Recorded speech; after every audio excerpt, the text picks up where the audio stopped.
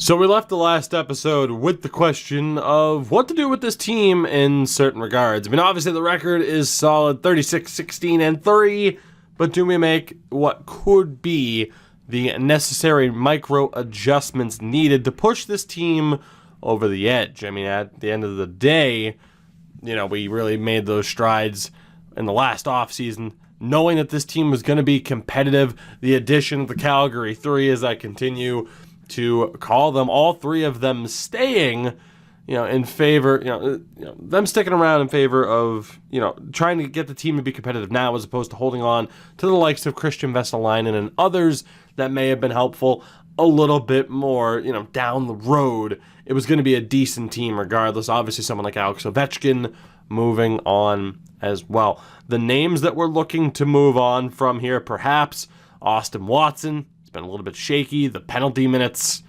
far too many. Defensively, Caleb Jones has been a little bit rocky as well.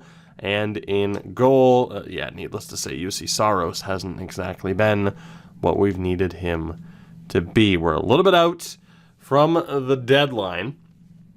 And in terms of the amount of games we have left, as you saw there, an 8-2 stretch in our last 10 games as well. But in terms of how many games we have left, 2.5 weeks worth, we're going to give some of these guys an opportunity here. We're going to give them a little bit more time, maybe even a game-by-game basis to see what happens. And the good thing is Tyler Benson's going to be back from injury soon. We do lose to New Jersey, which is pretty rough. Matt Dumba gets dealt along with Danny DeKeyser for Philip Zadina and David Perron. Good Lord. And Tyler Benson is back to 100%. So Brendan Perlini, strong option, as I assumed he would be in a depth role. But at the end of the day, we're going to reunite that top line. And of course, again, we set it up trying to get as much as we could out of the scheme fit boosts. It didn't work exactly as I was hoping it would have, but all in all, it still wasn't bad. We could claim Eric Stahl on waivers, huh? He's down to a 78. He's actually been pretty good. But that's what the Iowa Wild. Oof. Yeah, Eric, I'm sorry. You don't fit in with the team. That's crazy, though. Yeah, it's like a real David Backes move right there.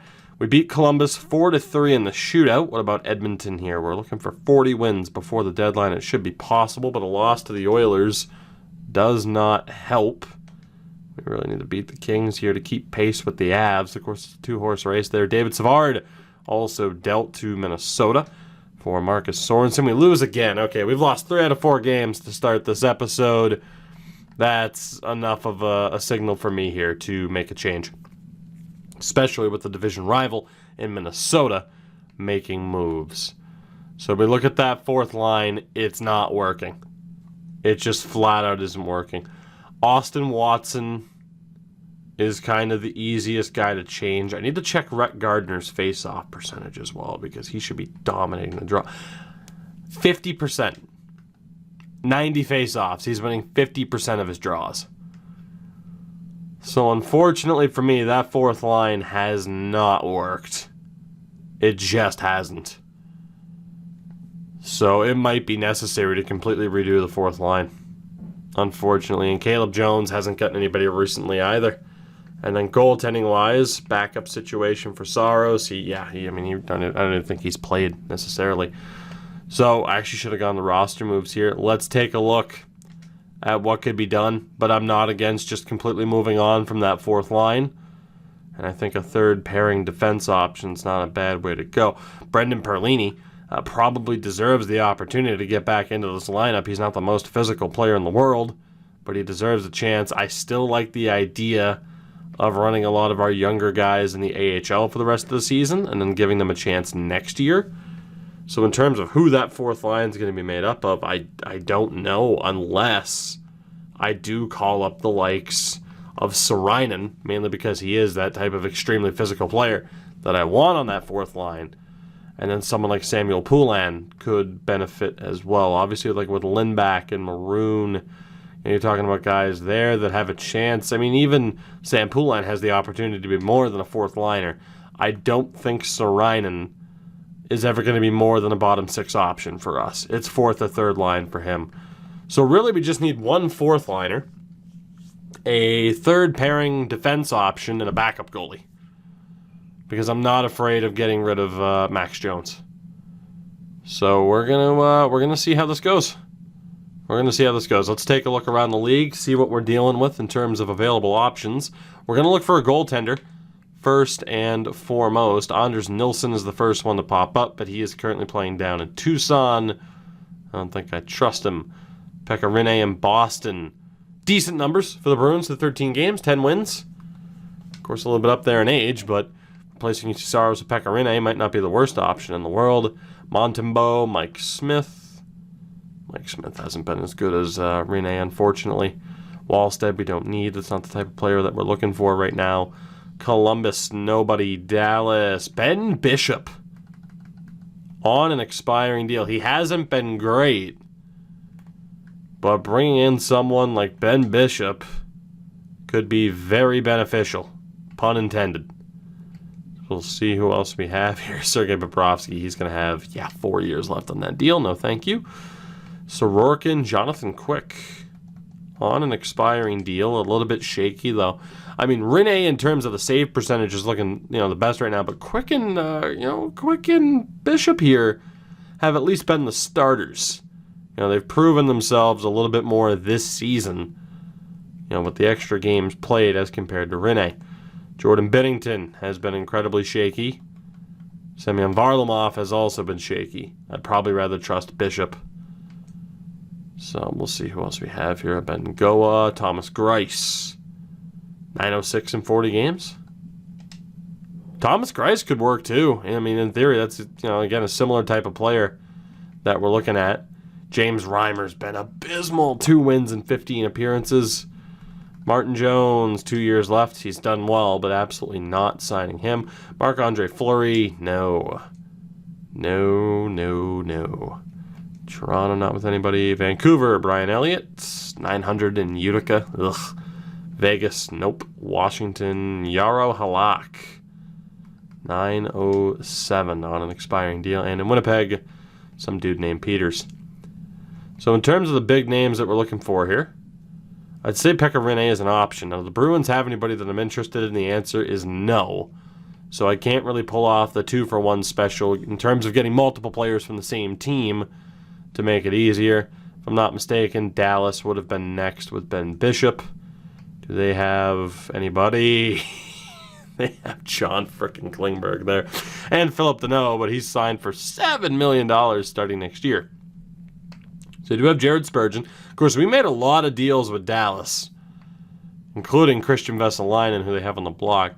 Intriguing enough, though, Ryan Getzlaf.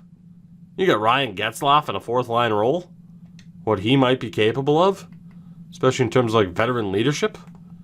Zach Sanford as well. Could be a decent fit on that fourth line. He's been pretty bad for the Texas Stars. And John Merrill, probably not who I'd want as a defensive option. Carter Rowney's taking 50 penalty minutes in the AHL. Sheesh. Okay, I mean, Dallas at least has some options that could be interesting.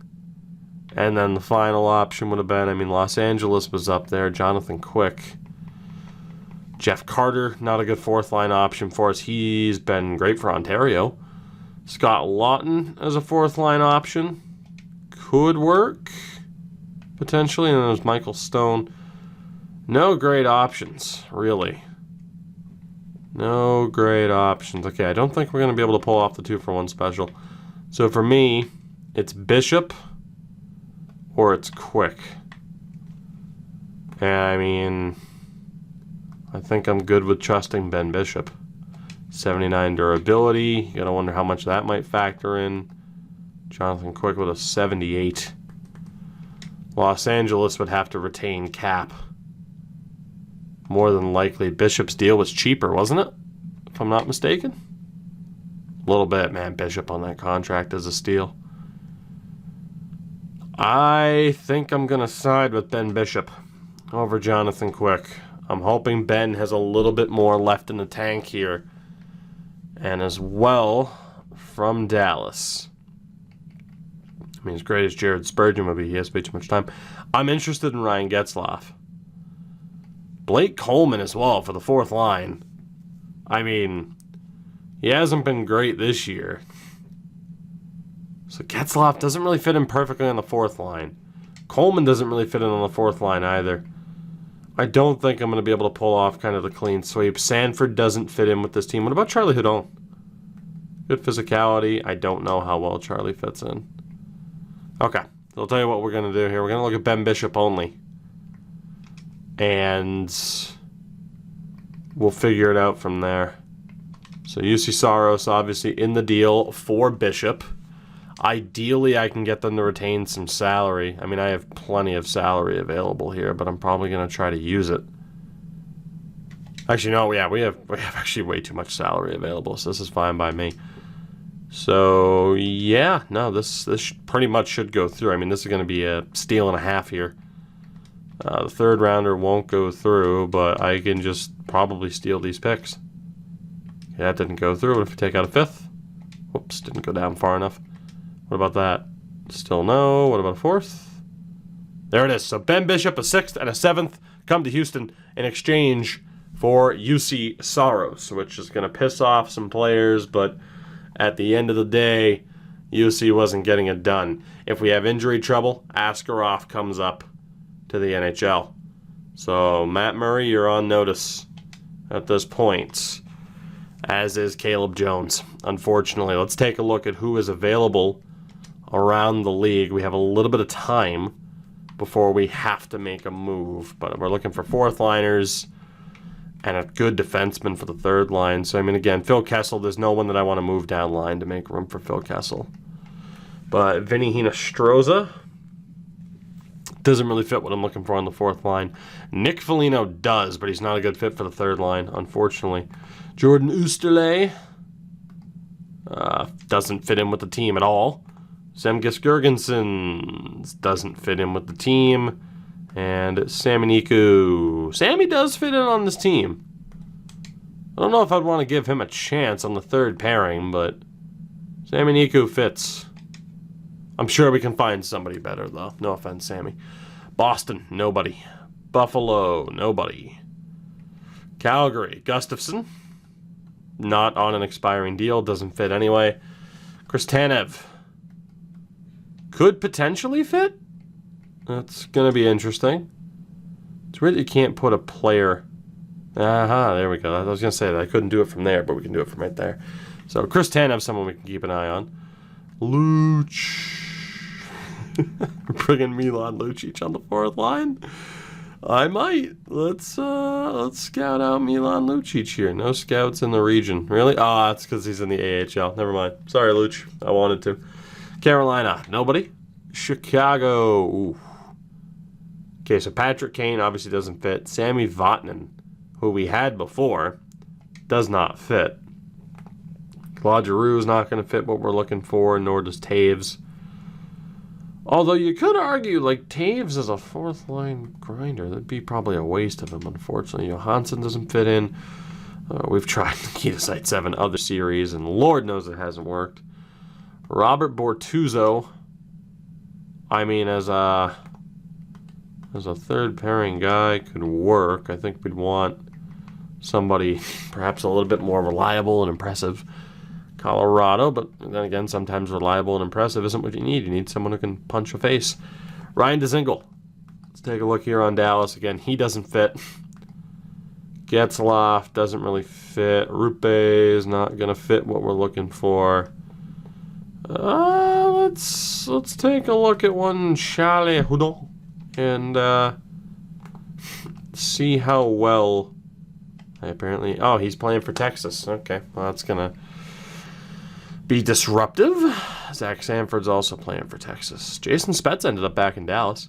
Detroit just acquired Matt Dumba. He's immediately on the block. And he fits too. Getting Matt Dumba third pairing would be ridiculous, but I can afford it. We're adding Matt Dumba to the watch list. Anthony Mantha doesn't fit what we're looking for here, nor does Andreas Janssen. Eric Goodbudskin. Gufferson. Eric Goodbranson. Could potentially work, maybe. He actually does fit. Do we bring in Noted tough man, Eric Branson. He's a tough man. I don't think so, though, when Matt Dumba's available. Edmonton, nobody. Florida, nobody. Jeff Carter, Scott Lawton, Lindblom. I mean, no one really kind of fits the bill for what I'm looking for, I think. And in fairness, I say I think because, again, Scott Lawton, yeah, he doesn't work. Michael Stone works, but And then Walker and Kopitar. Kopitar fits on the fourth line, but he's not the type of player that I want. Anybody here? Extension. There's no extension for David Perron. Doesn't fit what we're looking for, though. Go ahead and look at Montreal. Kyle Palmieri, Brendan Gallagher. Oof. Big money handed out to a lot of these guys. Paul Byron. Doesn't really fit the fourth line. Damn it. There's got to be the perfect fit out there for us somewhere. Ryan Ellis just signed a new deal. Man, he could have been perfect for us. Kovalchuk. I mean, Ryan Ellis in theory still could be perfect for us, but, Kovalchuk. Nope. All right, we're running into a little bit of trouble filling this team, unfortunately. New Jersey, no. New York, Bailey, Pajot, Radulov, Eberle. Radulov, not what we're looking for, of course. PK Subban. Does not fit in with the team. Damn. Rangers, Shattenkirk. Good old Shats. Doesn't fit in with the team at all. Ottawa, Josh Norris, not really good enough. Philly, no. Pittsburgh, Dominic Simone, Patrick Hornqvist. Let's see. Simone doesn't fit. Hornqvist doesn't fit. Brian Dumoulin does. The pride of Biddeford, Maine. Could test him out. San Jose, Andre Palat. Very tough to find a fit for this fourth line. Colin Wilson's like the perfect type of player. The perfect type of player. Unfortunately, it's just he doesn't line up. Tarasenko. All right, O'Reilly doesn't really work. Follow doesn't work. Sundqvist, we don't know. Gustav Olafsson, we don't really know. This is rough right now in terms of finding kind of the perfect fit for this team. Travis Dermott's not really a great fit.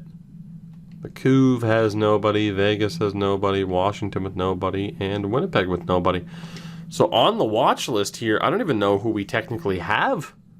I mean, very few options to help fill out this team. I mean, we acquired the goalie that we needed, at least I hope, with Ben Bishop. We can remove one Cale Makar. Can remove Heiskanen, Hughes, and Dahlin. So obviously one of these things is not like the other in terms of how expensive they are. Dumba may be a little bit too expensive for a rental, which leaves us looking at Dumoulin or Tanev. And Tanev's barely played in the NHL this year. Something like Brian Dumoulin, it's weird that he fits in on the power play and not the penalty kill, though. Like, we just can't find that perfect match right now. It really is unfortunate. So I'll tell you what. I do know that I want to make a change here to the team. Austin Watson, unfortunately, we know it's just not going to work with him. And even more unfortunate, Rhett Gardner, 15 points. And the -3 is not that bad. It's not worth really sending him down, but I am concerned about Jones, and I'm getting concerned about Watson because of the penalty minutes. So just something has to change on that line. We might lose a little bit of chemistry if I try to put... why wouldn't I have data to display on Max Jones? He's my player. It's just right now, Gardner's an interesting one because he's not the perfect fit for that line. But something has to change on that fourth line short term. And defensively, I mean, I got to factor in I'd be using Caleb Jones, too, to help pull this deal off. I do wonder, with Matt Dumba, it is going to be a stupidly expensive rental.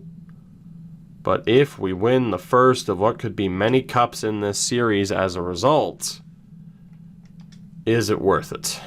Especially, too, because we're going to have a ton of money to work with. I mean, defensively, we're still looking incredibly strong. But let's say I were to use Caleb Jones. Is it worth getting rid of him over a -9 and just 6 points? That's the debatable point, I suppose. But Caleb Jones, I don't really think we had the value to pull this off. It would take Carolina's first, which we might regret trading. Okay. We're going to try to hold on for the moment. Figuring this out on the fly.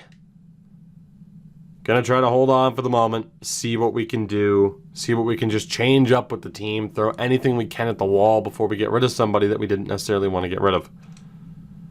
So for now, that involves keeping the personnel the same. Again, Jones, Liljegren's been a weird one. We know that Jones and Bouchard doesn't work. But Jones should be on the third pairing. This we know. Will Jones, Drysdale work? Bouchard with Liljegren, Haskin, and Gleboff is still a pretty damn good pairing, but it's not incredibly dominant, like you'd kind of expect. So, I mean, we do have options to change it up if need be. Perlini is going to be back in for Jones, but I'm going to swap the side that Jones and Watson are on just to try and get them a different look. Same with that third line, which is just a little bit shaky, and I think we ended up on best lines accidentally. There we go.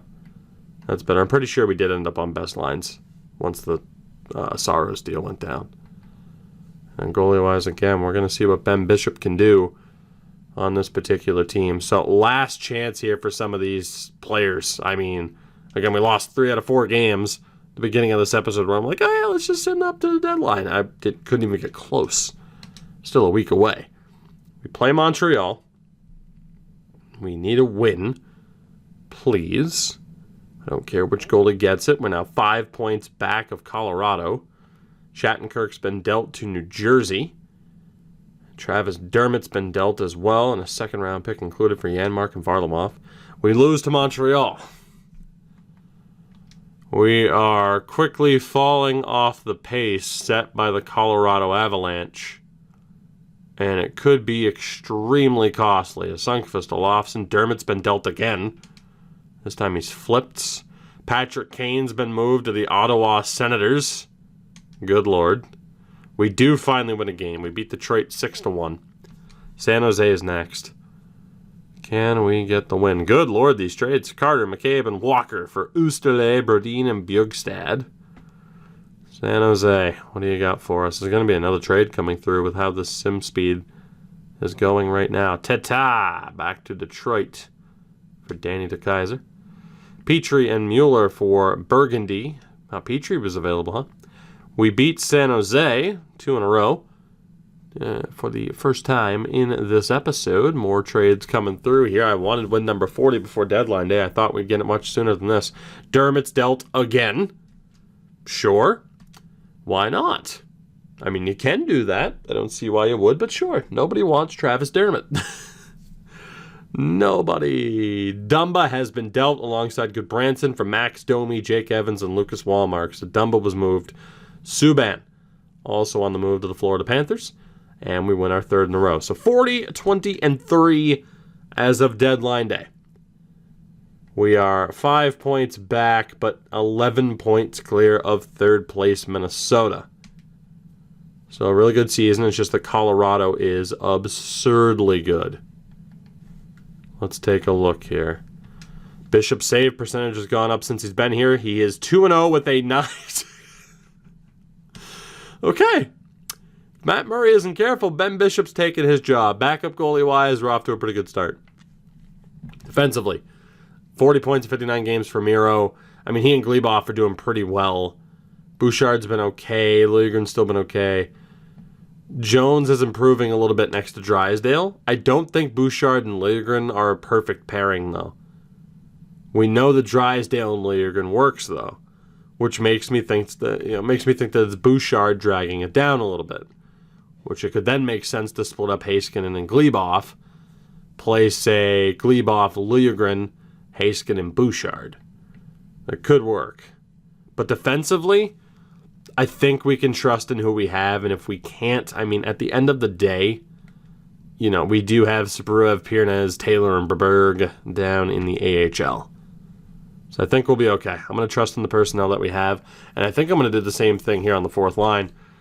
Now, again, for Austin Watson, it's just the penalty minutes have been a concern. 13 points in 63 games is okay. And again, there's Gardner. And again, just Max Jones and Austin Watson, I'm a little bit concerned about the. And then third line, Kravtsov, Henridius, and Stud. It's not a perfect fit. I mean, I'm fairly happy with that second line. And pretty happy for the most part with that top line, especially Tkachuk and Byfield. I mean, imagine, again, real life, how difficult that line is to play against. I'm just wondering about Jones and Watson, but there's really no great way to scratch them to make something happen here. But we need to try. So what we're going to do is we're going to send down Garrett Sparks. That'll open up a spot. And we're also going to send down Sean Day. And then that way we can experiment around here with the fourth line, where we're going to be calling up Matti Saarinen. Sean Day was claimed by San Jose. That's all right. Obviously, we'll be fine. We can survive that particular loss. So Austin Watson, I'll move you back over here. You're going to be taken out for Brendan Perlini. And Max Jones will take a seat for Matti Saarinen. And let's see, Saarinen's a pretty good fit. Everyone's a pretty decent fit. Gardner's not perfect. But I think if we switch up some player types here, we can get slightly better chemistry. And then down in the AHL, I want to make sure that we don't have the wrong person in the lineup here. So this can absolutely be Nathan Gerbe. That works. And then defensively, we're still fine. So let's change up some player types really quickly. I think, you know, based off of who I saw that was available, who really fits this team, there aren't really that many better options. I mean, it makes sense to try and just, you know, get the right combinations going more than anything, as opposed to making these kind of drastic changes. So the first change here is I'm going to set that third line to be nothing but two ways. I mean, Stud being left as a playmaker, it really hasn't helped him, but now the argument's there. Like, okay, with Stud and Kravtsov, does it make sense to have them as third liners? I don't know if it does. We just might not be getting the most out of them. And then you have to sit there and debate, like, okay, we know we're not getting the most out of them, but is it worth it, or is it, you know, better to just move them and their high values out and have whoever on the third line? That's something we're going to have to debate heading into the next season. But I think for now, the team's pretty much good to go. I mean, again, I think the big pickup here is going to be Ben Bishop. But based off of who we have in the AHL, in terms of forwards and defensemen, if someone's not pulling their own weight, I think we do have the organizational depth to survive pretty much any situation and try to make the most of it. So nobody's safe. Players, you know, despite the fact that it's like, oh, okay, let's get rid of Vesalainen and let's get rid of this guy and that guy. Players are still absolutely competing for spots. You know, like Quentin Byfield, sure, he's probably safe. Tyler Benson's probably safe too. Jordan Kyrou. But in the bottom six, especially, nobody's safe. Nobody's safe. You can easily lose your spot. So no better chemistry there on the third line. That's a little bit better. I mean, Gardner kind of drags it down a little bit, but we're going to try that. And then defensively, I can't help but make this assumption. We're going to go with Haskin and Bouchard, Glebov and Liljegren. We're going to try that out. And then again, Ben Bishop could be on the verge of stealing that starting spot, but we're going to keep the team as is. We play Vegas, an important game. They're atop the Pacific Division. We win 3-2 in the shootout, our 41st victory of the season. We've still won 6 out of our last 10. We play Florida. Newly with PK Subban on the team, we win 5-1. As we are still 5 points back of Colorado. Ottawa's next. Patrick Kane and the Sens, we get crushed. Toronto the next night, and we lose as well. Inconsistency is the name of the game. This is it right here. We need to win this game against Colorado, or our chances of the division title are pretty much screwed. They do earn a point, but we walk away with the win. It's not too bad. We play a Chicago team. Coming up, we need a win here, and we get it. It's now 4 points back of Colorado. Bad Calgary team in front of us. They're on a good run lately, though. And we win. A decent Buffalo team next. Still 4 points back with 12 games to go. We get a big shootout win there. So Carolina's next. They're under 500. 5-5 in their last 10 games. Colorado has clinched a playoff spot. We have a game at hand that we really need to win here. Hopefully we do, and we do. Another shootout win, going to overtime a lot. That's win number 47 on the year. We're in Vancouver, and then we go back home to host Pittsburgh, and then we go to Brooklyn. That is insane. We have clinched a playoff spot, though, for the second year in a row. Again, game at hand here on Colorado, so we'll win against an Vancouver team would be huge, and we do win. And now we play an under 500 Pittsburgh team. Again, 4 points back of Colorado, struggling to keep the pace. We lose to Pittsburgh. I think, those struggles at certain times are going to be too much. Colorado now 6 points clear, so it's looking like a date with either Nashville or Minnesota in round one. As we lose to the Islanders as well. Not the right time to be slipping up here, unfortunately. Yeah, we're now 8 points back of Colorado. They are a powerhouse, to say the least. So let's look here. Matty Sarainen's done nothing. Absolutely nothing. Perlini's still been fine. But Matty Sarainen's not the answer, unfortunately. So I'm going to throw Max Jones back in there. We'll give him the opportunity. And Matty will be sent back down. He just didn't work with that current group, unfortunately. So Matty Sarainen back down to the AHL with you. And that'll give me the ability to call up Ryan Graves and have him be the healthy scratch defenseman heading towards the playoffs. So again, we'll see what Max Jones can do. And then defensively, it'll be Roland McCown. And let's go with Roman Polak. Perfect. So let's see what happens there. Could have checked the defense, but we'll make that change with the fourth line. Actually, you know what? Here. Yeah, let's take a look. Let's see what's going on and why this team's been slipping up a little bit here heading into the playoffs. Murray, 909. Bishop at a 907. 5 games, a 925 is still pretty solid. But he's 1-2 in his last 5 appearances. And then defensively, Glebov and Liljegren, Haskin and Bouchard, Jones and Drysdale still not bad. You could argue how good of a fit, these line combos are. Defensively, that third line's a bit weaker than I'd want. Again, now Stud down to an 84 off of morale. It's a little bit frustrating. Max Jones isn't on the power play. I forgot the power play's reset. Jesus. That is unfortunate. So Stud's been on the power play, but not scoring. Figure that one out, if you dare. So let's get Benson back in here. And then it'll be Goodrow. Imagine, maybe that's why we've been losing it. Freaking screwed up the power play. So Henridius is in, which is fine. We need to get Stud and Kravtsov in, but the problem is then who sits between Glebov and Heiskanen, Because both can still get better. Oh, boy. I really want to give Stud that time. I think I'm going to take Lindholm off of the power play. I feel like he's the guy to take off to get Kravtsov in there and just hope that he can be, crazily, stupidly over-effective for no particular reason. We're actually not going to have enough righties, which kind of sucks. Just means we'll run Heiskanen on that other side. So it's going to be Kyrou.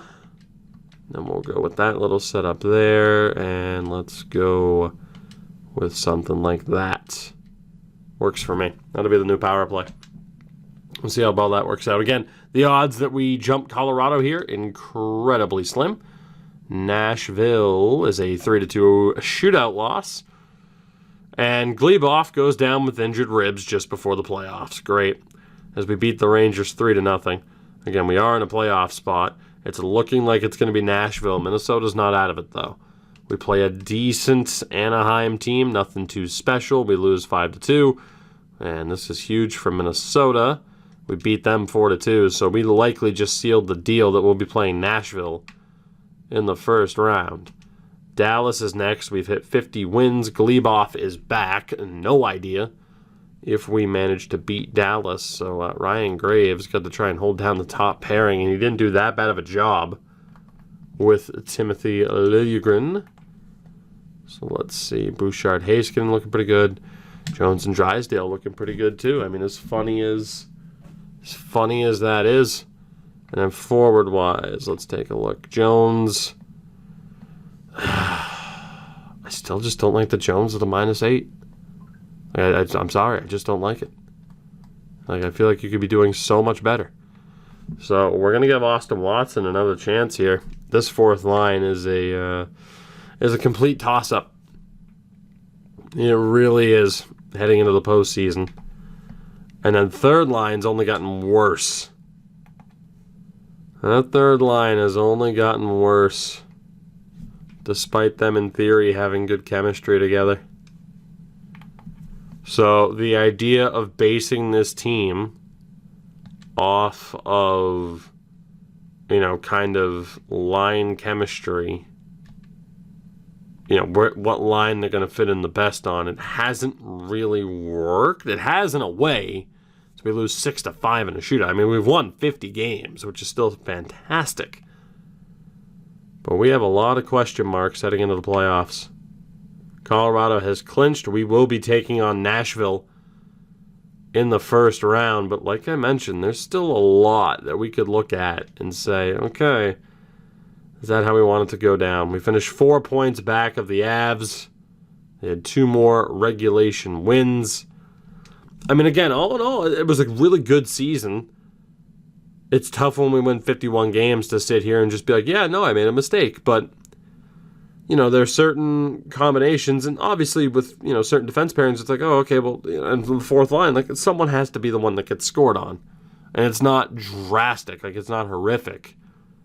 But there are some question marks. Colorado takes on Chicago. We will be playing, actually, no, that's not right. Colorado didn't win it, actually. Vegas will take on Chicago. Arizona is going to play San Jose. Colorado will play Minnesota. We are going to be playing Nashville. In the East, it's Boston and Buffalo. Tampa will play Toronto. Florida will play Philly. New Jersey will play Washington. We were the 4th best team in the league, and I'm still second-guessing quite a few things about this team. In terms of goals, 4 per game, we had the league's 2nd best offense. Our defense at a 2.78 was bottom 5. Our power play at 29.4% was the best in the league. Our penalty kill at 80% was mid-table. Yet I'm still concerned. Maybe I'm just overthinking it at this point. That could very well be the case. Quentin Byfield was phenomenal. Tkachuk was great. However, Tyler Benson was a little bit disappointing. Very happy, though, with Lindholm, Goodrow, and Kyrou for second-liners. Stud, good point total on the third line. Kravtsov was okay. Henridius, not quite what I wanted from him. Gardner was okay. Jones was disappointing. Watson was disappointing. Perlini ultimately a little bit disappointing, too. He was much better in a depth role. So that fourth line, the bottom 6, I'm very uncertain of. Very uncertain of right now. Particularly that fourth line, but even that third line, I have my concerns. Gleboff and Heiskanen were solid. Drysdale was solid. Caleb Jones was the only minus defenseman. He also had the lowest point total on the team. And then goaltending-wise, and here's something that could be pointed out, Heiskanen hasn't done great in terms of putting up goals or points on the power play. So maybe we do just go with Gleboff as the only defenseman and run the third line on the power play as well. And then goaltending-wise, I mean, both goalies were pretty even. Ben Bishop in his time here, though, a .923 through 8 games. So if Matt Murray slips up, yeah, he's going to have a problem. Definitely going to have a problem because there is competition right around the corner. So in terms of the league standings, Connor McDavid crushed it. Byfield was up there, though, as was Cale frickin' Makar as a defenseman. Maybe we got the wrong defenseman. Joel Farabee leads the way in goals. Byfield was up there. Had the same amount of goals as McDavid. In terms of defensemen, again, we know Makar just insanity. And only 17 of those points are on the power play. That is just illogical. And OEL still doing very well for Arizona. For the goalies, the winningest was Robin Lehner in Vegas. The shutout leader, Bobrovsky, and big save Dave. Save percentage leader amongst starters, Carter Hart. Blackwood and Bob are pretty good too. Pekka Rinne, man, he might have been the right guy to get. Rookie race is going to go to Grigory Denisenko, Dimitrios Koumantis, and Bobby Brink, as well as Joachim Kamel, also up there. So heading into the playoffs, again, I mean, we know who we're taking on. It's going to be Nashville. We crashed and burned out of the first round last year, but now it's just a matter of, you know, that third line is good, but not amazing. That fourth line's a little bit disappointing. And again, down in the AHL, I mean, we do have players that we could put out there, but it's just like, okay, is it going to be better served for them to be in the AHL playoffs and hopefully go on a run? I mean, again, you know, not that the fourth line has to be a grind line, and the coach does roll 4 lines. I mean, we could just run 4 lines of skill and hope for the best. We could set up Kravtsov, Henrides, and Stud as a skill line. You know, we can set up that fourth line potentially as a skill line. We have plenty of options. We can just throw out our offense and say, here you go, try to match this. You can't, because our offense is insane. A lot of different options heading into the playoffs. But one thing is for sure, especially after last year, the goal is to win. And win now. And continue to win. And then win even more after that. But we face a very tough challenge. Nashville's next. That's a tough draw.